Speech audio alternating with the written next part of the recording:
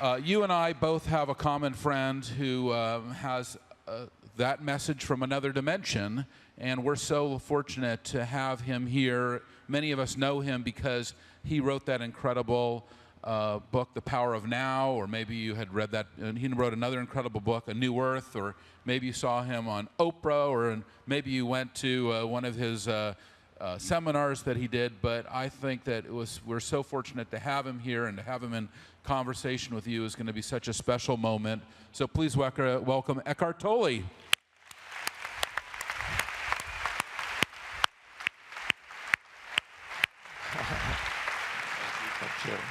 Thank you.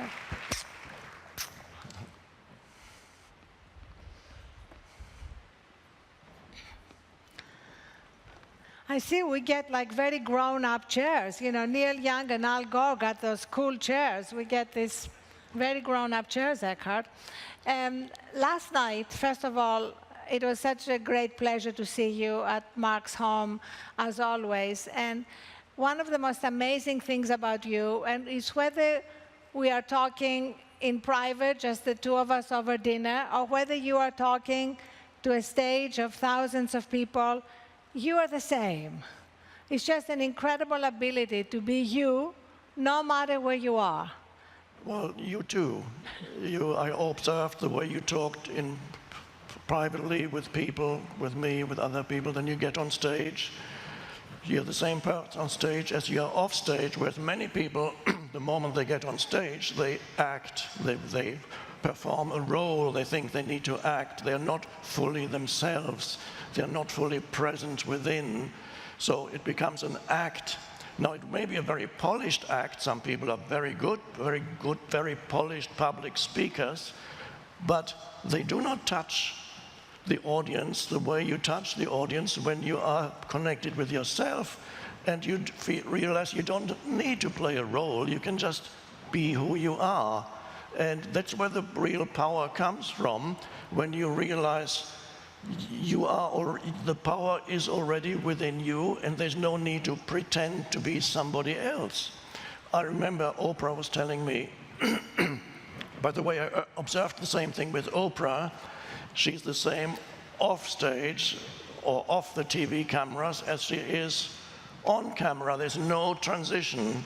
And this first came to her, she told me, when she was in her early 20s. She was a newscaster, and her role model was Barbara Walters. She wanted to be like Barbara Walters, and then when she read the news on a local station somewhere, she kind of acted out that role in her mind of being Barbara Walters. And one day she misread something on the screen. She read the word Canada, and she stopped at Canada. Of course, sorry, I meant Canada. And then she laughed, and in this moment of laughter, her role image collapsed, and she could feel this energy coming through. And that was the beginning of the real Oprah emerging, when she let go of the need to play a role. So I think that also has some relevance to the people here, because unconsciously people play roles in business. You are a particular person when you go interacting with people in conducting business affairs, and then you may be a very different person in private life.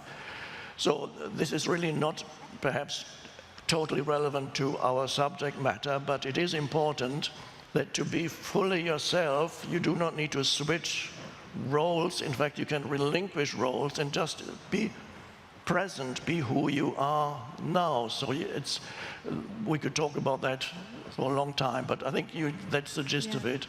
I think it's very relevant, actually, because when we limit ourselves to thinking that we are just our jobs or the roles we play, then we become disconnected from our bigger reality. Yes. And it's interesting, yes. You mentioned Oprah. When I was on her show recently, she asked me, as she asked you, and she asks all her guests, what do you know for sure? And I said to her, and I'd love to know what you said to her, I said to her, what I know for sure is that who you are, Oprah, or who I am, in our heart, in our center, is infinitely more magnificent than the biggest magnificent reality in the world. And that's such an important, freeing recognition, because it makes us less attached to whatever it is that our worldly role is. Yes, yes. So what did you tell her when she asked? I don't remember, because she asked me the question several times. So what would you tell her what would you tell me if I asked you? What do you know for sure? I know for sure that the essence of who I am is not the personality or my conditioned mind or my knowledge or what I have achieved or my failures or my relationships. The essence of who I am is that innermost sense of presence. Just anybody can verify that right here and now. There was a famous philosopher, Descartes, who started thinking, what is it that I can know for sure, for absolutely sure? What is it that is beyond doubt? And he thought and thought, is there anything that, because he came at the end of the Middle Ages when they had all kinds of fantasies about reality. So in the end, he came to the conclusion that the only thing he was thinking, okay, oh, I got it now. I think, therefore I am. He came to that conclusion. But of course, that's not it either. If he had gone a little bit further, he would, and a little bit deeper, he would have arrived at what is it that underlies all the thinking that happens in people's minds almost continuously? What is it that makes that thinking even possible? And that's an underlying sense of just presence, being present. It's your own consciousness. It's the I am that's talked about in the Bible. Mm-hmm. I am that I am.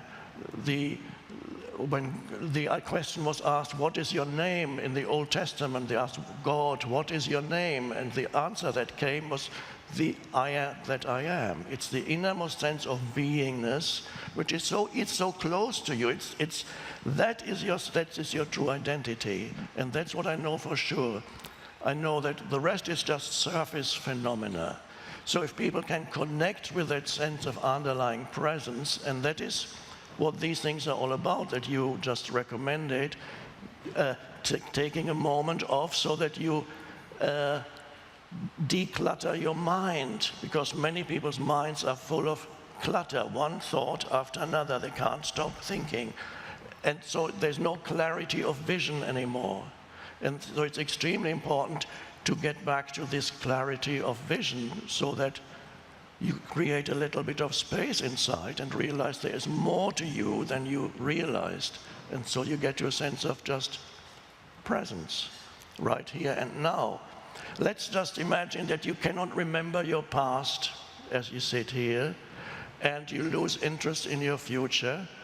So whatever happened in your past, your victories, your successes, and your failures, right, you're not thinking about that right now. Let's imagine further, you can't even remember your name right now.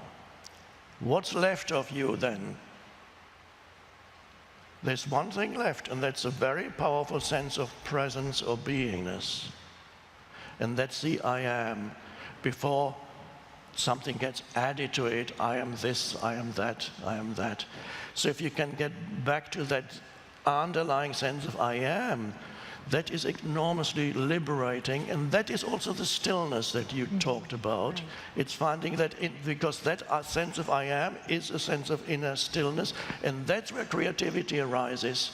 That's also where joy arises, and what we call happiness, which sometimes is a very superficial thing, because you can say, I'm happy because I just won the lottery. That's a superficial thing. We know many studies have shown that many people who win the lottery become very unhappy after the initial elation. So that's not the real happiness, but a deeper sense of happiness arises from being connected to the deeper levels within yourself. So it's the creativity, a creative insight. You can think and think and think, and you can't come up with a solution. But if a moment thinking subsides and you feel just what's left is a sense of presence, and then very often you say, oh, why didn't I realize that before? The realization is suddenly there. So you connect with a deeper intelligence within you, and that's available to everybody. But unfortunately, This is not what is taught at school. All many inessential things are taught at school, but what really matters is not taught at school yet, but hopefully it will be soon. And there are some schools that are beginning to teach it, both here and around the world, and it's going to make such a difference in children's lives because this clutter, this voice that you talked about, I call it the obnoxious roommate living in my head. You know, the voice of doubt, of fear, all the negative fantasies about the future, all the judgments about the past. That's what really stops us, right, from being present and from being our creative best. Yes, there's the voice in the head, which is the compulsive thinking. I call it an addiction because probably 80% of your thinking is unnecessary. It just interferes with your enjoyment of life, but that's how it is. So, to realize that, to be able to take time off, the 5 minutes you mentioned are important, but in addition I would recommend mini meditations where you break the stream of thinking for very brief moments. For example, what I recommend, every time you get into your car, you sit down, the door goes, take 30 seconds to just be there fully in the present moment without. That creates an inner space for those 30 seconds. And unless it's an emergency, then don't do it. But in most cases, it's not an emergency you're driving. You may have little time, but really 30 seconds doesn't make that much difference. Another thing I recommend, I talk about it in The Power of Now, certain routine activities that you perform every day, bring your fullest attention to them, washing your hands. And again, you get out of the mind and come into experiencing the present moment fully. And that really is another key to, we could call spiritual awakening, is asking yourself, what is my relationship with the present moment? How do I treat the present moment? And the shocking thing is that for most people, the present moment unconsciously is regarded as an obstacle that they need to overcome because they really want to be there. So the present moment, which is life itself, because your entire life can only be in this moment. In fact, this moment, your life is always only this moment. It cannot not be this moment. So your entire life unfolds in the space of this moment. It's always now. Now, people live as if the opposite were true because they are so focused on the next moment or the one after that the only reality this moment has for them is as a stepping stone to the next moment. So it becomes a means to an end. What is life itself, you should give your fullest attention to what the most important thing in your life, which is this moment. So, of course, it's wonderful to have goals. You have to strive towards that. You want to achieve this or that. That's all wonderful. But if the goal that you want to reach takes up so much of your attention that you regard the present moment as inferior to this mental projection of the goal you want to achieve, then the quality of the present moment, which is your life, becomes diminished, because then everything that happens in the present moment you get irritated about, because you don't really want to be here, but you want to already be there. So your happiness or your fulfillment is then dependent on achieving a particular goal. But your entire life is a journey, because even when you achieve that goal, it's only a short moment of, I've got it, I'm there, and now what? It's already the end, and then there must be another goal. So your entire life is a journey, and if you miss this step, the present step on your journey, it's always this one step, then you miss the entire thing, because you think you need to arrive at some future point. So a balance is needed between having goals and striving towards goals, which is wonderful, which we could call doing, because that's achieving a goal. You have to act, you have to do, or we could also call it becoming. You become, you are this, you become that. That's good, that's one aspect of life. But if you are totally dominated by doing and becoming and trying to reach, your life is completely out of balance because you're missing the being now, the present moment. So you're not honoring life now. And so if you make the present moment into a means to an end, every human being you encounter, you reduce to a means to an end too. You're going to use him or her for something that you want to get to. So this is a dysfunctional way to live. So we need to find a balance between having goals and focusing on the goals, but also focusing on the incredible aliveness and the beauty of the present moment and acknowledging how vital that is. So, in other words, the doing, you give your fullest attention to whatever it is you're doing now. That's spiritual. So you don't have to necessarily to be spiritual, stop doing. That's one, you can, it's beautiful too, you need to sometimes stop doing. But not have two compartments in your mind. One is the spiritual one, when I go meditate, and then get all flustered again when you stop your meditation. Or as the man said, the man who was doing his Buddhist meditation on metta, loving kindness meditation, he was doing the loving kindness. I love everybody in this house, I love everybody in this city, I love myself, I love the universe. And his daughter came in, Daddy, Daddy, and oh, for God's sake, leave me alone, can't you see I'm meditating? So this is the separation between the spiritual self and the everyday self. So we need to bring the spiritual dimension also into the doing. And where is your attention? This is a question really that you need to ask yourself all the time. Is your attention exclusively on where you want to get to, or is the main focus of your attention is on whatever it is you are addressing at this moment? So you honor it, whether it's a human interaction or whether you're writing an email, whatever it is, to be fully present in the now, and then still know, of course you know where you want to get to, but your main attention is on the step you're taking at this moment. You know where you're going. I'm going there. But at this moment, I'm taking this step. And it's an honoring of the present moment. And that's one of the hardest things with technology, that we are in a state of perpetual partial attention. Yes. Where it's much harder to be fully present doing anything. And that's one of the things we're seeing with children, with the explosion of attention deficit disorder. Yes. We see that at dinners. In fact, in New York now, certain friends of mine in advertising have started a game where when you're at dinner in a restaurant, everybody puts their phones in the middle of the table, and the person who reaches for their phone first pays the bill.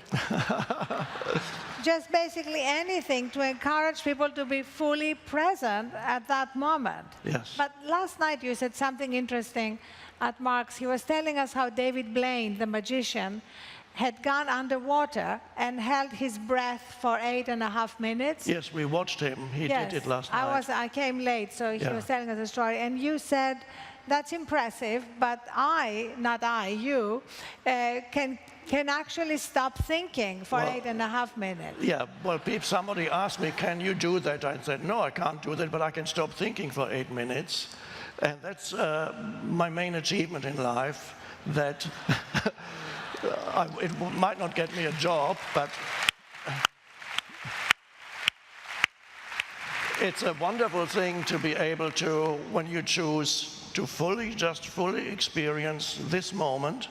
You don't really need to add an overlay of conceptual structures on the present moment. You can just be with your perception of the present moment. I can look at you and fully take in not only externally who you are, but also sense your presence. I can do that without needing to impose some kind of judgment or formulating some kind of opinion in my mind about who you are. So to be free of that is a wonderful thing. And I think everybody can practice that. And you practice by going out into nature, which is a spiritual thing. And by contemplating nature, you look at the sky. Even if you're not in nature, you can look out of the window, and there's the busyness of the city, but there is the vast expanse of the sky. And for a moment, you look at that, and in that moment of looking, you don't need to think. So the sky, or a tree, or mountains, of course, or an animal, or your dog, can connect you with that sense of presence or beingness where you don't need to impose thinking on the world. And you haven't gone to sleep, you're just fully present. That's real mindfulness. I don't use the word mindfulness because it seems to imply that the mind is full. That is not what it means, but this is why I don't use the word. So you can learn from your dog. We look at how joyful the dog is when the dog meets you, and the dog has no opinion about you. There's a saying, that a little prayer that goes, please God, make me into the person that my dog thinks I am. There's another thing in Washington. They say in Washington, if you want a friend, get a dog. Yes, that's right, yeah. So we can connect with that by using nature, and even if you live in a city, of course there's nature somewhere. Put a flower next to your computer and occasionally take your gaze and look at the flower for a few seconds, and you don't need to think in that moment. Getting in touch with that state of presence where you don't need to continuously trapped in the voice in your head. You've said once that one of the hardest things that we are facing is the sort of the illusory self, our own idea of the self. And given that now we spend so much time in social media, filtering our own reality, presenting a certain image of ourselves, how much harder is it to find the authentic self in the age of the selfie? Well, yes, that's a good question. There's always been, of course, people construct for themselves a self-image and then live through that self-image, which consists of stories that you tell yourself about who you are, which starts with your parents, what your parents tell you who you are, then you adopt those stories and what society tells you, or you counteract what society says and you develop your own stories. So gradually a self-image develops in people's minds. So this is a loss of authenticity. So they live through a self-image instead of being themselves. And like Facebook, that can actually magnify that particular dysfunction, because in Facebook you construct for yourself an image. And most of the people it's a fiction that they create for Facebook. And everybody thinks that the fiction they see on Facebook of other people, that's their real lives, and I'm the only one that's the unhappy one. So look at where he is. He's having this wonderful meal. So you get a picture of the plate full of, this in that restaurant. Wow, and then you get the comments, cool, it's great. And then I just bought this thing, and then, oh, wow, you get the comments, and then you think, oh, I haven't bought anything in 2 weeks. So it's always, but what you don't realize is these people unconsciously create a fictional image, which people have always done, but here it gets even magnified, because there you have the Facebook page, and everybody creates that fictional image. So it's very seductive. And can be, I'm not saying don't use Facebook. Do you use Facebook? Yes, I use Facebook, but my younger daughter has revolted against all social media, and she doesn't use any social media. Right. And last Christmas, we were all in Hawaii, and we made a family decision for 1 week to go on a digital detox. And it was absolutely wonderful. It was great for all of us to realize you could have a meal without Instagramming it. Did you know that? You could watch a sunset without tweeting a picture of it to your friends. And I think a digital detox is something, Yes.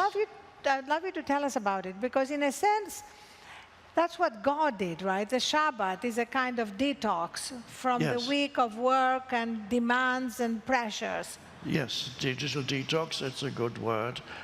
Another thing that you just mentioned is the taking pictures of wherever you are at concerts. You sometimes see people are at a concert and all you see is these little screens. People are they're filming a video. Now that's very interesting because they are not fully experiencing that moment. They can't be. What they're experiencing is videotaping this moment. Yeah. That's the experience. And they hope when they get home, they can watch that thing on the screen and then fully experience the concert on the screen. But of course, when that happens, it's gone. They're just seeing the image on the little screen. You're preventing yourself from fully experiencing this moment in the hope, because you're postponing. It's a form of madness. You're postponing the full experience of this moment because you think you need to film it.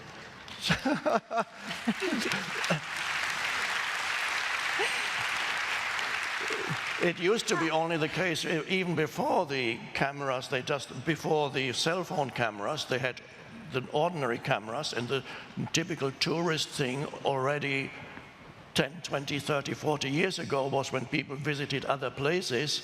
The typical thing a tourist does, there's a camera hanging on his neck, and then he goes and already never experiencing fully another one is we were in Europe in some cathedrals, which are amazing places, the ancient cathedrals of Europe.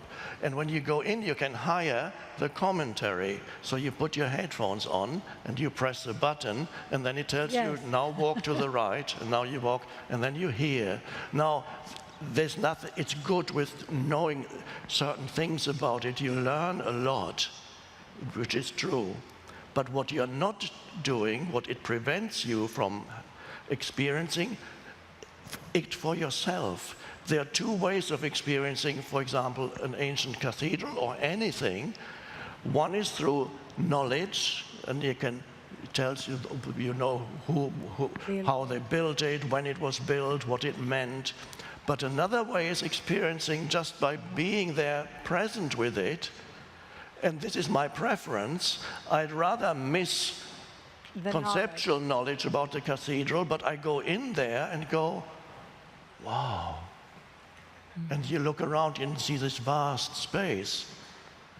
And now, conceptually, I don't know anything, but on a deeper level, I know the cathedral more deeply than a person who only knows it through conceptual knowledge. It's the same in museums. You know, Yes. my youngest daughter, I keep talking about her, maybe she's watching, Isabella, she graduated in art history last year, and one class was about going to a museum and standing in front of a painting for 2 hours and writing what you experienced. And she was at the National Gallery in London, and she was standing in front of a painting, and after 20 minutes, the guard came up to her and asked her what she was doing. Because even in museums now, people are so used to just rushing through from one thing to the other. And I have a question about this way of rushing through and this impatience of modern life. But Marc, I want to let you know that I cannot see the clock, and I could be here all day, but you have a program. So anytime you want Eckhart and I to stop, please come up the stage and take us away. But until I see Marc coming up, I'll keep talking with you. Okay. So,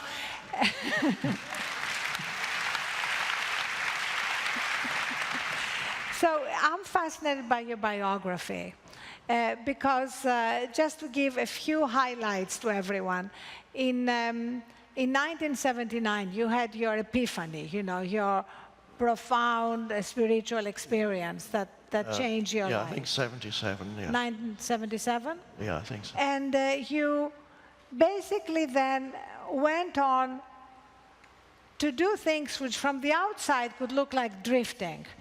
Like you dropped out of your PhD program at Cambridge, you were sleeping on your friends' couches in London and spending time on parks in Russell Square contemplating the universe. Your mother thought you were lost. Mad. Mad. And then almost 18 years later, you wrote The Power of Now. I mean, before that, you were teaching. I mean, you started doing some things.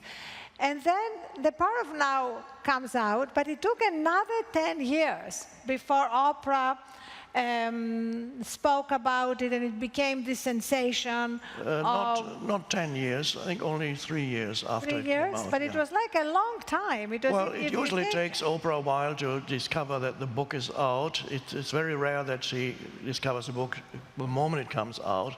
Even A New Earth didn't, which was after The Power of Now, it took her, I think, almost 2 years to actually read the book. Because she gets so much stuff sent to her, she can't cope with it all.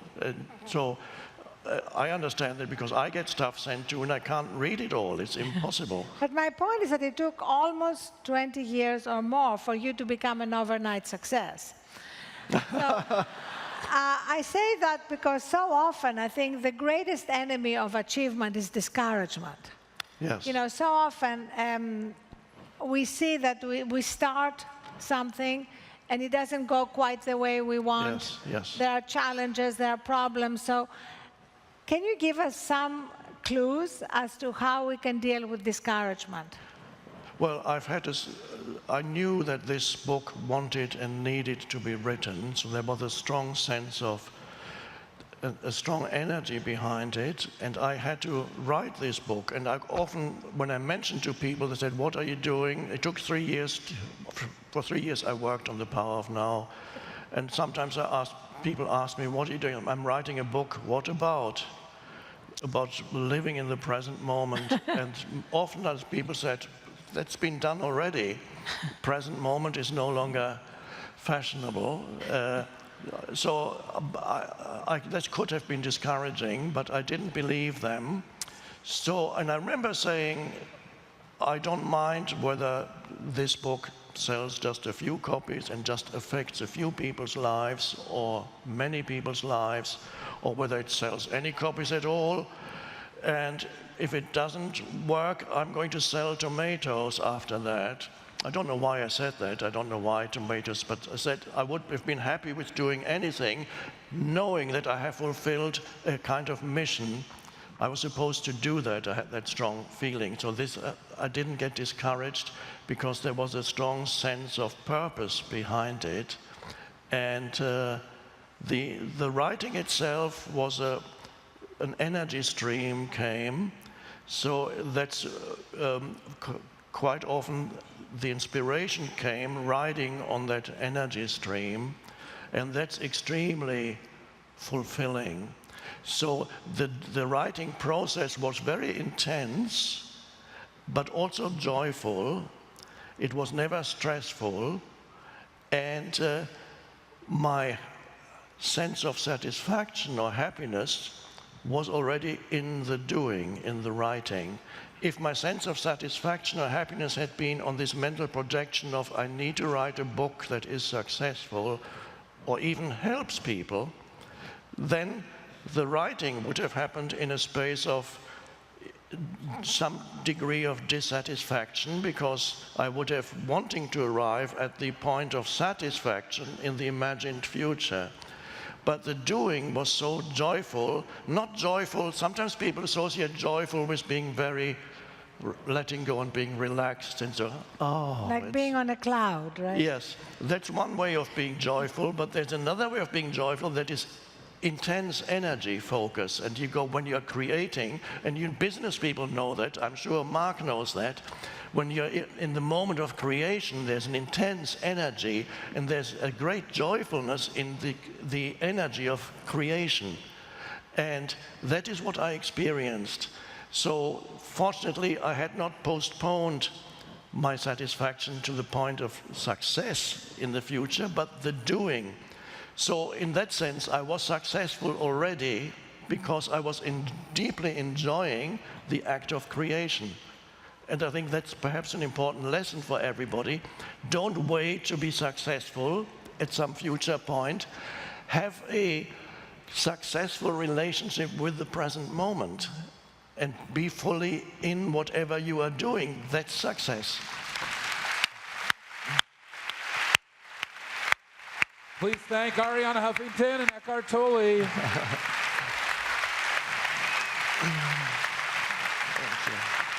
Thank you so much. You're wonderful. Thank you, Mark. Thank you. Well done, thank you. Thank you. Thank you, everybody. That's Dreamforce 2014. See you next year.